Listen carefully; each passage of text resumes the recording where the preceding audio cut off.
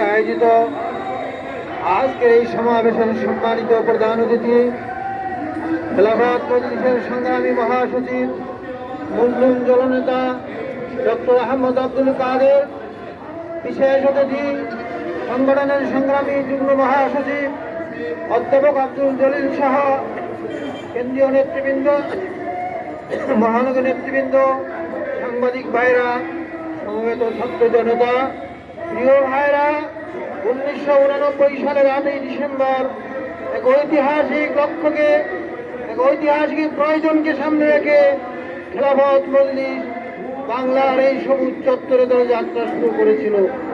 খেলাফত মজলিস যাত্রা শুরু করেছিল এদের ইসলাম কায়েম করে তথা খেলাফত রাষ্ট্র ব্যবস্থা কায়েম করে এদেশের মুসলিম মানুষের মুক্তির ব্যবস্থা হবে, এদেশের স্বাধীনতা সার্বভৌমত্ব রক্ষিত হবে, দরিদ্র মানুষের দরিদ্র লাঘব হবে।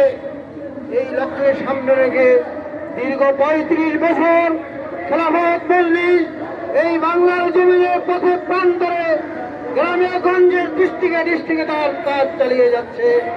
প্রিয় ভাইরা, আমি এই প্রতিরাষ্ট্রীয় সম্মেলন থেকে আপনাদেরকে আহ্বান জানাবো, আমরা যে সমস্ত জায়গায় অঞ্চলে আমরা এখনো সেবা করতে পারিনি, আমরা আজকে প্রতিষ্ঠা বার্ষিকী সমাবেশ থেকে শপথ নেব। আমরা খেলাফত মজলিসের কাজ ঢাকা শহরের প্রতিটা অঞ্চলে আমরা ছড়িয়ে দিব। যদি আমরা দিতে পারি তাহলে আমাদের মুরব্বিয়ানে কেরাম যে আমানত আমাদের কাছে রেখে গেছেন, আমরা সেই আমানতের যথাযথ সংরক্ষণ করতে পারবো। প্রিয় ভাইরা, পরিশেষে আমি বলতে চাই, নরেন্দ্র মোদী আপনার মনের জ্বালা এদেশের মানুষ বুঝে। আপনি কেন এত মায়া কান্না করছেন? আপনার দূষর স্বৈরাচার শেখ হাসিনা পালিয়ে যেতে বাধ্য হয়েছে, এদেশে তারা ফেরার কোনো সম্ভাবনা নেই। সুতরাং আপনার দেশের লোকজন কোন ধরনের চক্রান্ত ষড়যন্ত্র দেশের বিরুদ্ধে কখনো করবেন না। কোন মিথ্যা অপবাদ, মিথ্যা সংবাদ প্রচার করে এদেশের মানুষের চরিত্রকে কলঙ্কিত করার চেষ্টা করবেন না।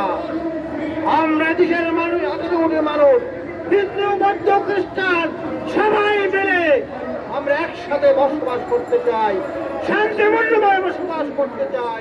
এই সে অবস্থান আমাদের আছে আল্লাহর রহমতে। নরেন্দ্র মোদী আপনি যখন ষড়যন্ত্র করেন, মিথ্যা আশ্রয় নেন, তাহলে আপনার ভারত ভেঙে খান খান হবে ইনশাআল্লাহ। প্রিয় ভাইরা, আসুন, খেলাফত মজলিস সংগ্রাম অব্যাহত রেখেছে, আমরা এই সংগ্রামকে আগামী দিনে আরো বেগবান করব। আল্লাহ আমাদের সবাইকে তৌফিক দিন।